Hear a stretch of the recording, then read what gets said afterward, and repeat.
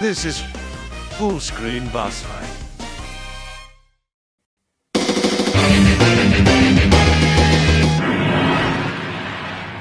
Hi. So, gamesindustry.biz, of all places, has put out this.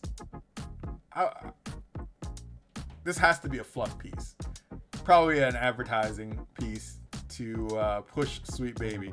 Now, I know we've talked about Sweet Baby on RNH and how it's odd that every major AAA game that's being featured at the Game Awards, which is going to be out this Thursday, seems to have sensitivity readers from Sweet Baby working on them.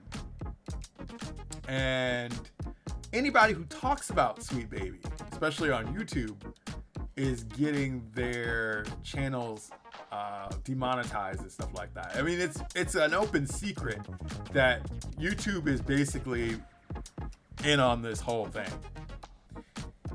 And every day that passes, every passing month, every time I see a controversy with YouTube, it makes me very happy to know that I walked away from that abusive relationship. Somebody said that I was a failed YouTuber. I was like, how am I a failed YouTuber when I walked away with my soul and my morals intact? I never took a dime from YouTube for monetization. I've continued with my whole concept of basically stating that your job as an individual is to think for yourself and not let other people manipulate you into believing what they want you to believe. I don't think I failed, honestly. I think I've done more to help out the individual than most people. But, I mean, that's a story for another time. So, 3 considerations for improving diverse game narratives. Sweet Baby's Kim Belair offers developers advice on making truly diverse and inclusive narratives that better resonate with audiences. Now, you see the Sweet Baby Inc. tag like right underneath this. And they use Forspoken, the game that failed horribly and folded a whole fucking studio in the process. I think this is fascinating, and we're going to look into this. In the past decade, video games have gotten visibly more diverse than titles with just straight white men as the player character. There we go, on the box art. But more diverse looking games don't always mean that the narratives have necessarily gotten richer or less problematic, especially when many major studios still consist of predominantly white teams. Now, obviously, I'm going to look at this as if I can't look at it any other way as like that's the most racist statement I've seen in an article in a long time. And I haven't done these videos in a long time, so this is probably the most racist statement I've seen thus far. Why does it matter about the race of your team?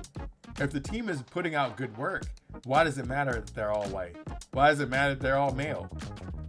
Your incessant need to actually put in groups of people that you find tolerable or acceptable makes the most inconsiderate, uninclusive, segregated, racist shit I've ever seen. And that needs to be called out. It really does. It's disgusting. It really does need to be called out. So, founded in 2018, Sweet Baby Inc. is a Montreal-based narrative development and consultation studio with credited projects including God of War, Ragnarok, Goodbye Volcano High, and recent hits Marvel Spider-Man 2 and Alan Wake 2. Again, these are all things that are being featured at Game Awards. So I really have some questions as to what's the end goal here. Now, I know, and we talked about this on RNH, if any of these games get an award, it's just going to be there to push Sweet Baby into the forefront. Now, we know that Sweet Baby has locked their tweets on Twitter and that they are basically going into hiding. So they're looking for positive news in order to push away these claims that they're basically creating worse products with their sensitivity reading. They need people to basically come in and run good PR for them so they can push past a lot of the initial discussions that YouTubers and other people like myself have had on this. This is why they're doing this. So I'm not gonna read all of this stuff because I think, like, seriously, there's plenty to read, and if you want, I can drop the link to this or the archive in the video. But I'm gonna highlight some things that I want to talk about here. Kim Belair believes that this is best done earlier rather than later in the game's development. If a developer comes to us too late and goes, make this game non-problematic, there's almost nothing we can do about it, she tells GameIndustry.biz. It's too late to change a character or what they say. All you can do is remove, and what you just end up is a situation when the character's been made 200% and now you're removing the fullness. Belair's advice to developers doesn't include any easy solutions to magic your way out of problematic narratives that are only outwardly diverse or to get a pass. Although this is something that she says developers have approached the company for. Instead, it comes back to making room for adding genuinely new perspectives, which also means having a more diverse team in the first place. See, again, this is like being in a relationship with somebody and you're having like problems, like you're having a disagreement, or maybe you're just mad at each other for something. And instead of actually talking to each other, you're letting a third party come in, like a friend or a relative, basically try to tell you how to run your relationship. And it winds up fucking up everything worse because the person that's telling you this is probably single and has cats and doesn't necessarily know how to deal with another human being because they haven't dealt with a human being in a long time. That's a problem. That's a whole ass problem. So this is what I'm talking about. In order to go, you want your game to be non-problematic. For what reason? Why? Why would you want your game to be non-problematic? Maybe the issue is not the fact that the game's going to be problematic, because your audience will be with you no matter what, as long as you don't screw them over. Who are you trying to cater to? And I think this is a problem that stems from a lot of other things. We let people like Anita Sarkeesian basically talk us as developers. We let people like Anita Sarkeesian talk you guys into doing stupid shit or going to these sensitivity readers. You fell for the pyramid scheme. That's what you did. If you were thinking about going to places like Sweet Baby, you fell for the pyramid scheme. You let Anita in, gas your head up on some dumb shit, make you think that you can't even trust your audience into knowing what they like, and then you go to these sensitivity readers to go and change all this other stuff. It sounds like a cottage industry of like people that are just going in and just tinkering with things needlessly, because this is the sign. You going to Sweet Baby is a sign of not having confidence in your own work. That's what it is. It's low confidence. If you can't trust your writers to put out a decent product, if you can't trust your writers and your people that are there to put out something that's going to be engaging or entertaining, and you have to go to somebody else to do that, then you got whole ass problems. You got more problems than just problematic content. You got lack of confidence in your own work. You're willing to sabotage your own work just to let other people basically tinker with your stuff so they can get a foothold in the industry and fuck up things even worse than they are. That's a you problem. That's not an anybody else problem. That's a you problem. You and your low confidence, your low self-esteem, let somebody else in to tell you how to run your relationship, and you fucked it up even worse. Because I'm gonna tell you right now, even if you get a Game Awards award for, say, Alan Wake 2 or Spider-Man 2 or whatever, will that work be remembered in 2 to 5 years' time? And will it be remembered positively? Or will people look back at it and say, that really wasn't that great? And if somebody says, yeah, that really wasn't that great, that's on them, because you brought them in to fix your shit. So let's get into the second part here. Representation isn't separate from design. While more studios are working with consultants, where it comes to creating characters from marginalized backgrounds or having sensitivity checks. Belair says that some of the same issues with problematic depictions can still arise if not considered as a whole. Interesting. People will, for example, say that they hate consultants for their characters, or for these characters, and then they'll have the entire playtest team or have the direction team do a story or narrative review, but they won't include any talk about representation or sensitivity during that conversation. Or they won't have any talk about representation or sensitivity during that conversation, as though it is completely separate from the narrative. Representation has nothing to do with the narrative. If you're worried about representation in the story phase, you lost the plot. I'm going to put that out there. This is funny because it reminds me of like, I had a discussion with somebody, and this is right when this is before I got into doing graphic design. Cause I was a corpo for graphic design for about 5 years before the Great Recession happened in 2009. And I had to get out of the industry, or I was laid off out of the industry. But it was a conversation I had with a friend, and we were talking about like, if you make something, if you take it to like say a studio or something like that, it used to be this thing where people would say, yeah, we like your idea, but we're gonna add this, we're gonna make this character this color and do this and do that, whatever. People legitimately will come in and change your stuff just because it resonates with certain demographics. I mean, the representation thing is the same thing, but the representation situation often falls on deaf ears because it's like, you're wanting to change these characters to resonate with people. They turn out to be terrible characters or like hardcore stereotypes of existing characters or just fucking uggos. we have representation and we look at all these black characters we have, and now they're like face scans of like existing actors, and they're just straight ugly as shit.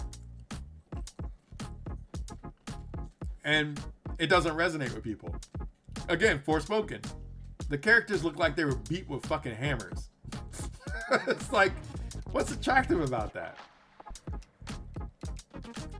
So, yeah, this is the same shit, but it's just under a different packaging. So to make representation of marginalized characters more authentic, she makes the case that the experiences of marginalized communities should be considered in the same way of consulting with a qualified professional. So you're and saying that, you're making it sound like you're not a qualified professional. I'm confused. You gotta make this make sense. I will often see a black character who says X, Y, and Z, and I'll go, that doesn't feel realistic based on the world. Hold on, hold the hell up. Hold the hell up. Hold the hell up. Hold the hell up. Before we even go forward. Who is this woman again? Kim Belair. Hold the hell up. Hold the hell up. Hold the hell up. Okay. Okay. Well, she's mixed. She's mixed. Okay. I had to check because if this was a white woman telling me that this doesn't sound authentic, I'm gonna have to really ask some hard ass questions. You out here coal burning? You hanging out with Tarantino? Like, what's going on here? So that doesn't feel realistic based on the world they live in, based on the things that I know about them. And what if the things that you know about them are quite limited to like maybe only your dad and your relatives? What if the things that you know are like based off of your location? Like I only know what the California blacks are saying, not the New York blacks, not the Tennessee blacks, not the Kentucky blacks, not the Virginia blacks or whatever. There's a whole different way of speaking from Philly to DC to New York or whatever. New York. Oh, I was about to say New York niggas talk like this. New York DC niggas talk like this. Well, I mean that's true though. That's true. So when you say this doesn't feel realistic based off of that, you don't even know what specific scenario are we talking about here. So There's black dudes that talk street. There's black dudes that talk like Alfonso Ribeiro or his character Carlton. There's black dudes that talk like me. There's black dudes that talk like TC Carson. There's black dudes that talk like Neil deGrasse Tyson, for what it's worth. Like, you gotta give me a specific example. We can't say that something is realistic because this bitch out here tripping, blah, blah, blah. If it's something like that, whatever, I got questions. I got hard-ass questions. What is realistic here? You have to establish this. You gotta let me know what these things are. But that sense of unrealistic is not seen in the same way as if I go, this character is not acting like a doctor would. And then people would change that for accuracy. Well, see, the thing is that that's a doctor. If there was a scene where a person was talking about a doctor trying to look at a situation like that, that's perfectly fine. Why am I going to a third party again for things like this where we can actually have... We used to have, like, subject matter experts, consultants. And I know people will argue that, like, this lady is being a consultant. She's playing in the role of a consultant. But I don't know. I don't trust her. I think that's the problem. I don't trust her. I think having subject matter experts in-house is more beneficial than actually going to a third party for sensitivity reading and whatnot. Because you're wasting money. Especially looking at cases like Forspoken and Saints Row, the reboot. What was it? 2 or 3 games, and Gollum. Those are the 3 games that back-to-back failed and have shuttered studios. And I would say at least 2 of those had sensitivity readers. I don't know about Gollum, but 2 of those had sensitivity readers involved. You are gambling with your livelihood with these people, and it's not working out very well.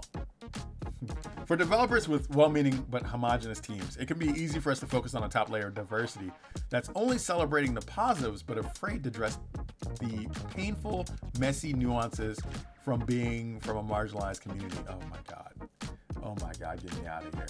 Belair makes the distinction between surface level diversity and representation where a marginalized character is also presented realistically, which will in turn resonate with audiences that identify with that background. This is bullshit. This is fucking bullshit. If you're spending money on these people, you're wasting your money. You might as well just go snort that. Go buy crack or heroin or like fentanyl or something like that. At least if you die, at least you're spending money on something that you got something out of. That's terrible to say. It's terrible to say, but for real, you are legitimately, I bumped my mic, I'm sorry. You are legitimately putting your life in your own hands at this point. If your studio shutters and you lose money and you have nothing after this, and you are sad and destitute, and you are looking up at the sky and wondering, why, Jamushi, why? Why, Jamushi, why? Why did I do this? It's because you put your faith in somebody that clearly is just doing this as a grift. People call me a fucking grifter because I'm telling you the truth. I'm telling you, these people are fucking grifters. Sensitivity readers are a grift. If you want to actually know how to talk to people, if you want to know how to actually create characters that are interesting, do the work. Get out in the world and be around those people that you want to write about. That's it. That's it. For God of War Ragnarok, Sweet Baby specifically worked on making Angerboda depicted as a black character more relatable to a black audience despite the game's Norse mythology settings.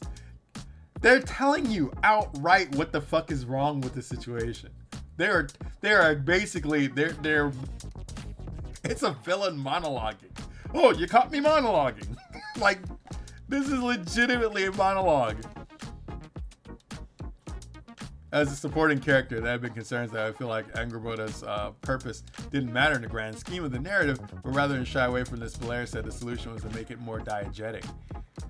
One of the things we all face in our lives as marginalized people, oh my fucking god, I'm not marginalized. Stop making me a fucking victim. I'm not a victim. I'm a victor. That's the thing. It's like I have fought my way through hell to get to this point where I'm comfortable in life. I have successes that I can sit back and enjoy. Stop making people fucking victims. So irritating. Again, this goes back to that conversation I had on Saturday with somebody who was trying to, oh, why don't you do more for the black community?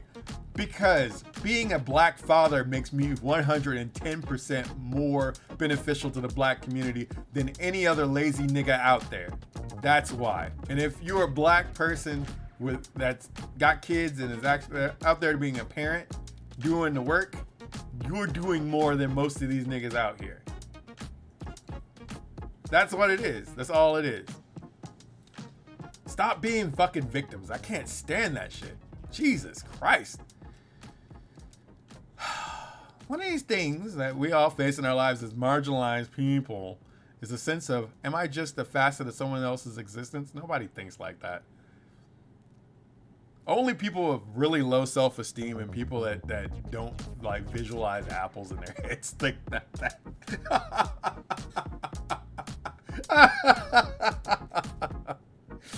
For me, looking at a black character in a game where she feels the same way, it will absolutely be seen and resonate with people of color and black girls who identify. Well, fuck out of here.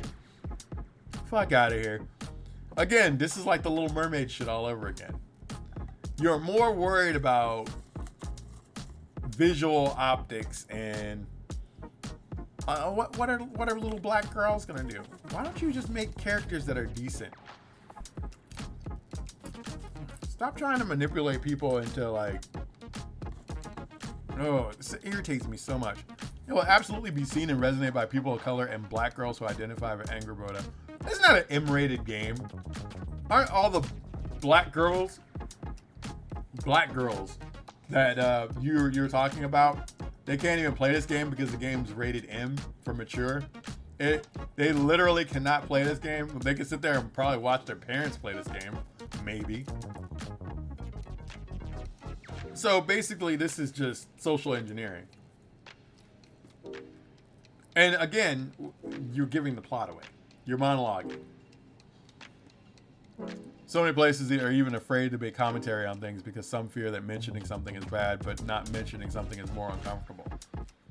That's a situation that is made due to people not necessarily understanding how discussion is had.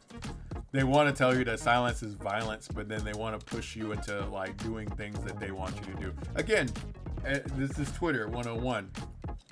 Why aren't you doing this thing to support this cause or whatever? Because I'm not a fucking piece of shit. I'm not going to sit here and do somebody else's dirty work. Fuck you. However, Belair has also had meetings with all white teams who want to address important issues like racism, though where the aim is only to inflict suffering on a marginalized character or narrowing it down to a series of villains that can be externally overcome.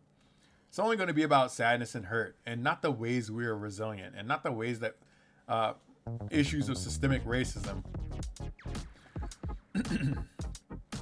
are simple reality, she says. They will also say it's not empowering if we don't show the people overcoming these realities. But I don't even think that as a company owner existing under capitalism, what I'm doing is me by any means overcoming capitalism, but it's me surviving and trying to thrive within it. So basically, you're trying to make money. That's all you're telling me.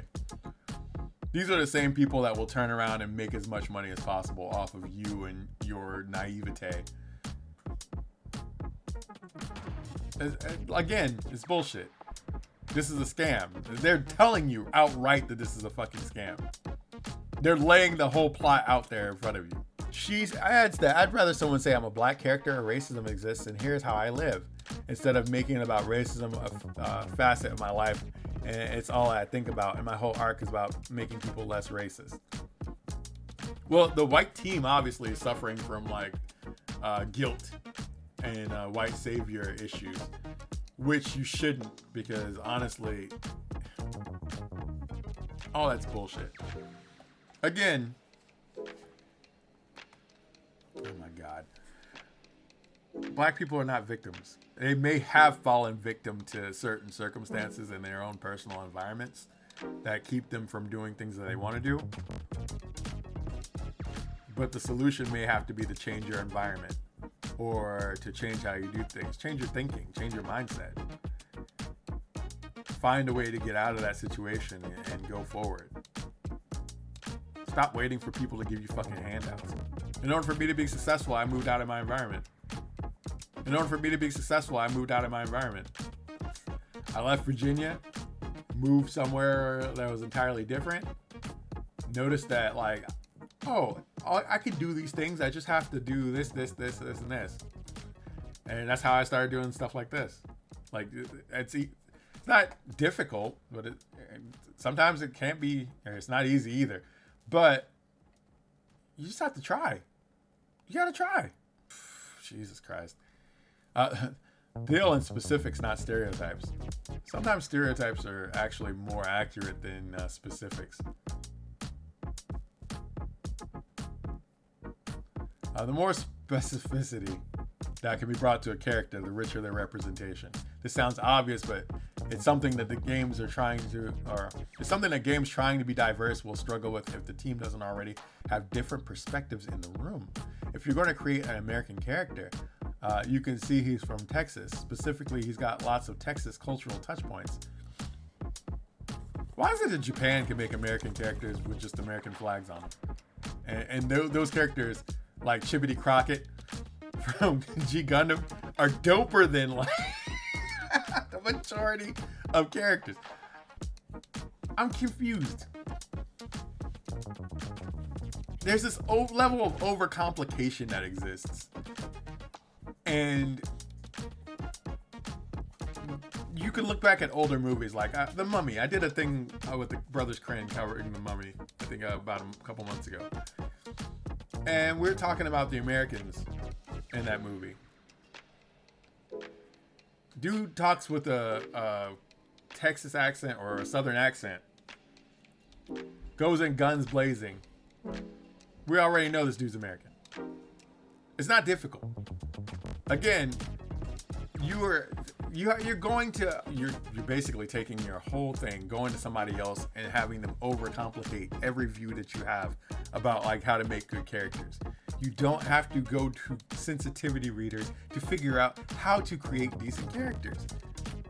Go, if you want an American character, or if you want to make a Asian character, or Japanese, Korean, what have you, you would spend time in areas where you would be around people from that demographic. You try to figure out how the culture works, or what type of things people are interested in, and you use your observational skill to figure out how to make the best potential character. Stop wasting your time with these losers. All they're doing is fleecing you. You're getting finessed for nothing. For what? Again, they make Forspoken such a big deal, but Forspoken failed after launch, and it shuttered the studio. Saints Row reboot. They made such a big deal about like appealing to Zoomers or whatever, and it failed. Volition got absorbed into a whole nother company. We are legitimately like just throwing our money away by letting, again, you're in a relationship with somebody and you're trying to figure out each other. You're having an impasse and you're letting somebody else, you're letting their best friend basically tell you how to have the best friend with no boyfriend and nothing going on in their lives, tell you how to run your relationship. And it's causing problems that are destroying your relationship. And then you're divorced or you're broken up and you're wondering, what the fuck did I do wrong? Maybe I should have talked to him more, or maybe I should have figured it out myself. Stop letting these motherfuckers like ruin your shit. That's all I gotta say. Anyways, I'm done. Thank you for joining me for this. I'll see you next boss fight. Take care. Have a great rest of your day. Thank you. Love you.